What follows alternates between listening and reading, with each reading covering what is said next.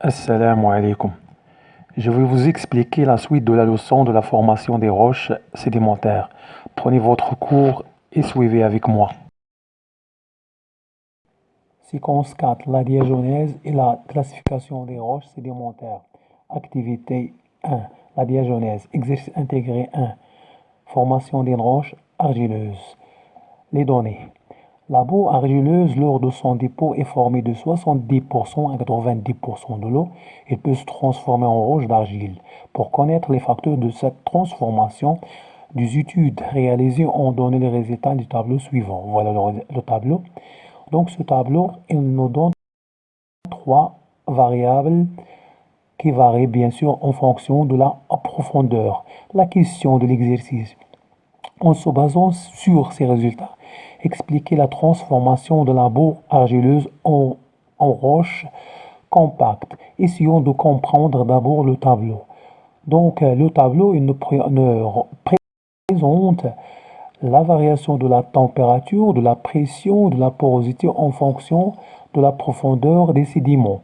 Les sédiments, bien sûr, au fur et à mesure qu'ils s'enfoncent, qu'ils prennent de la profondeur, bien sûr, la pression augmente, mais la porosité, il diminue.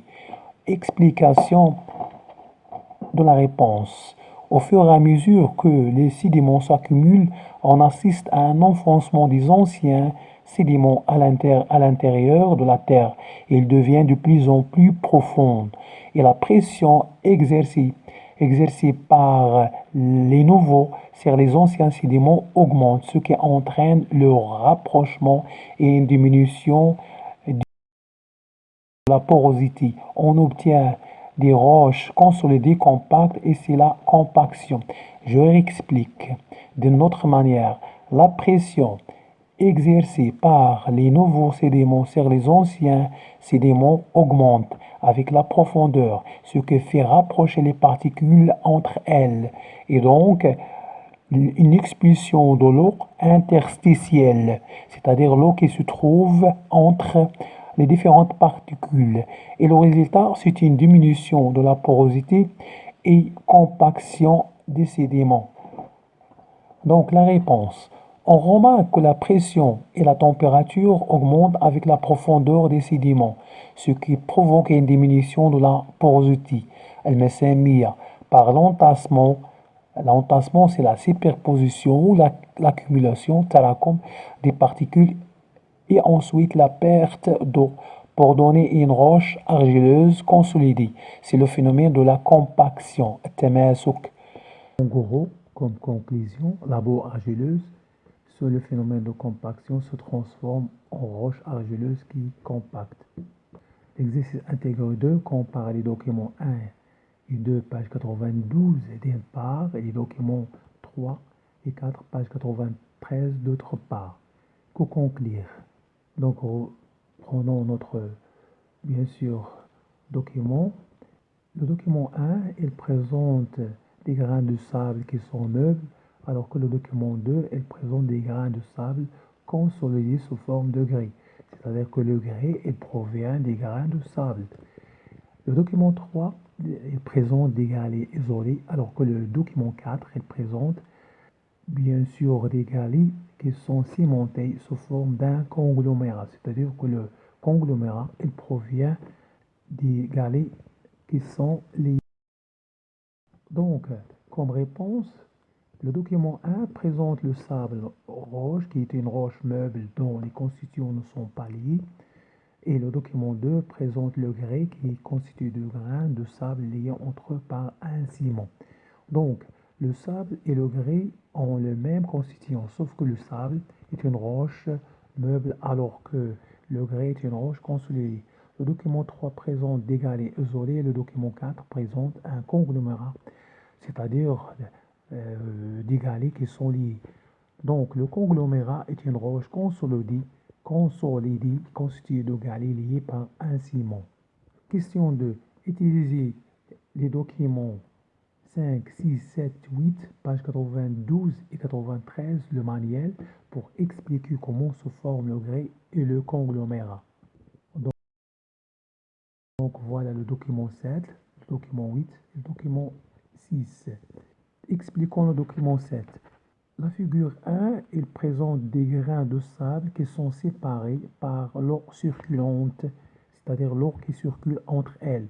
Alors que la figure 2, sous l'action de la pression des particules, les particules deviennent plus proches et l'eau est expulsée.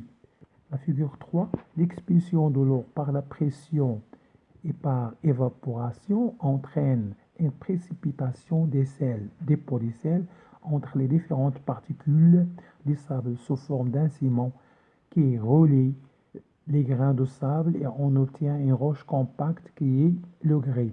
Expliquons maintenant le document 2. En s'enfonçant, les sédiments deviennent de plus en plus compacts avec une hydratation, c'est-à-dire que la compaction elle augmente avec la profondeur et en même temps il y a augmentation d'une déshydratation, c'est-à-dire expulsion de l'eau qui passe de 60% au niveau des sédiments meubles à 10% au niveau des roches compactes. Donc, la réponse, le grès se forme à partir des sables suite à la formation d'un ciment isthment qui lie les grains entre eux.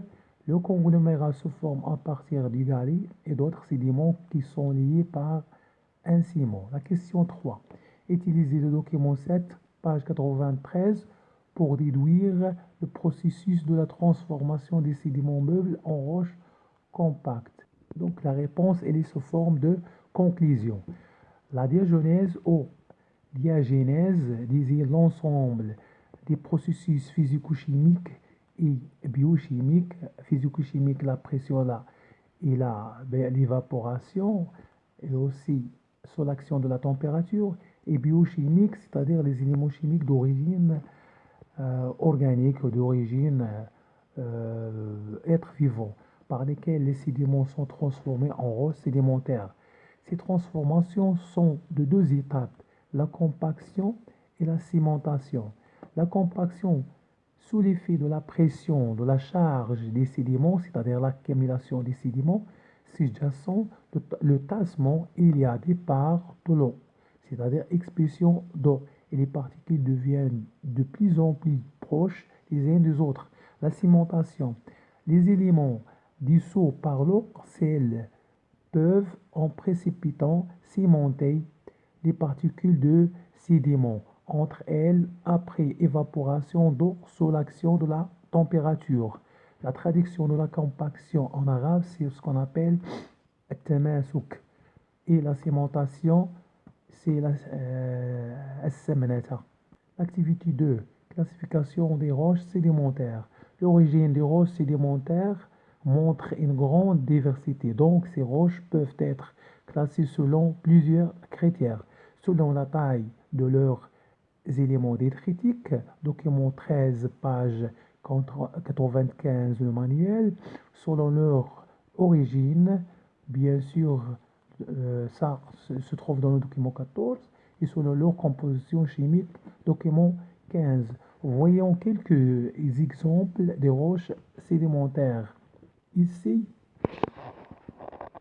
bien sûr, il y a l'exemple de grès qui est bien sûr formé par la consolidation des sables. Et c'est le conglomérat, c'est bien sûr le groupement des galets. L'argile, elle provient de l'argile. Le calcaire, bien sûr, des éléments calcaires. Le poudingue qui ressemble au conglomérat, c'est une accumulation des éléments détritiques de grande taille. Le sélgème qui provient de la précipitation des sels, NaCl. L'anthracite qui est d'origine organique, c'est une variété de charbon. Les diatomites qui proviennent de diatomées et bien sûr des roches biochimiques, les radiolites et les diatomies. Le travertin qui est l'origine de la chaux, le gir, le gypse, bien sûr, elle est riche en calcium et en soufre oxydé, hydraté, et qui nous donne bien sûr le plâtre. Le silex, c'est une roche qui est très très dure et qui est riche en en silice. Donc, la classification se fait comme suit. Premier critère, classification selon bien sûr la taille des éléments qui forment la roche. Et on a trois classes, rhydites, les arénites et les lutites. Les rhydites, la taille des éléments est supérieure à 2 mm. Les arénites, la taille des éléments est entre 63 micromètres et 2 mm. Et les lutites est inférieure à 63 micromètres. Donc, pour les rhydites, on a l'exemple des conglomérats, les arénites, l'exemple de grès, les lutites, l'exemple du pylite. Et il y a une autre classification suivant, bien sûr, l'origine de leur constitution. Il y a les roches. Les roches sont classées en trois classes. Les roches détritiques, formées par les éléments détritiques provenant de l'érosion de roches préexistantes, comme l'argile, le marne, le grès et les brèches chimiques. Doré, la classe des roches chimiques qui provient de la précipitation des éléments dissous dans l'eau, comme le calcaire et les évaporites, et les roches d'origine biochimique qui sont qui présentent une abondance des restes d'organismes à test siliceux, c'est-à-dire le squelette siliceux, comme les diatomites et les radiolites. Ce sont des roches qui sont d'origine biochimique. Et aussi, il y a une autre classification selon leur composition physico-chimique. On a des roches souvent dures, bien sûr, qui ont un test positif avec l'acide chlorhydrique, c'est-à-dire qu'ils font effervescence avec l'acide chlorhydrique. Ce sont des roches calcaires, comme exemple les craies, les calcaires coquillères, les marnes. Les marnes, ce sont des roches contenant 50% d'argile et 50% de calcaire. Roches tendres, rayables à l'angle. Ils sont plastiques. Ce sont des roches argileuses, roches très dures qui raillent le verre. Ils sont meubles ou compacts. Ce sont des roches siliceuses comme le sable, le grès, le pudding. Roches raillables à l'angle souvent cristallisées. Ce sont les roches salines d'origine saline, bien sûr, comme le gypse, le sel, gemme et les roches sombres combustibles. Ce sont des roches carbonatées. Ils ont bien sûr une origine qui est biochimique.